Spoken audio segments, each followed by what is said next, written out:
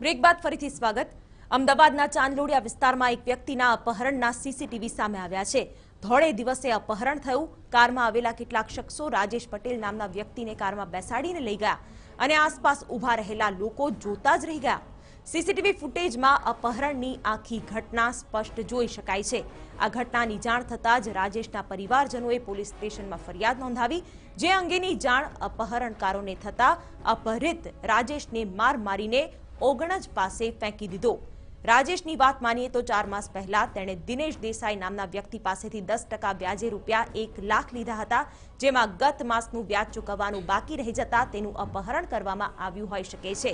રાજેશની પત્નીનો આક્ષેપ છે કે આરોપીઓ તેમના પતિને અવારનવાર ધમકી આપતા, ત્યારે સોલા હાઈકોર્ટ પોલીસે આ મામલે કારના માલિકની ઓળખ કરીને વધુ તપાસ હાથ ધરી છે। મારા પૈસાની મેટર હતી, લાખ રૂપિયાની। પછી એમને મને ત્યાંથી ઉઠાવી લીધા અને ગાડીમાં નાખ્યો। ગાડી નંબર GJ01 SW 1016 એ ક્રેટા કરીને ગાડી હતી।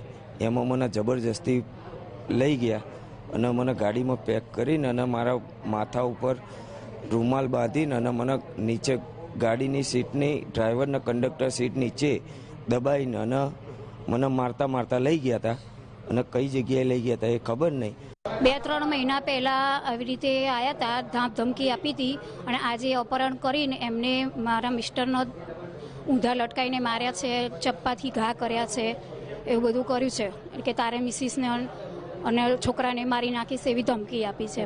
પારસ પાન પાર્લર સ્ટાર 4 રસ્તા ચાંદોડિયા ખાતે ગયેલો, ત્યાંથી કોઈ 4 અજાણ્યા માણસોએ તેનું અપહરણ કરીને લઈ ગયેલા છે, જે ગુનો સોલા પોલીસ સ્ટેશનમાં રજીસ્ટર કરવામાં આવેલો છે। તેની તપાસના કામે સોલા પોલીસે વ્હાઇટ કલરની ક્રેટા કાર આઈડેન્ટિફાઈ કરી લીધેલી છે અને માલિક શૈલેષભાઈ દેસાઈને આઈડેન્ટિફાઈ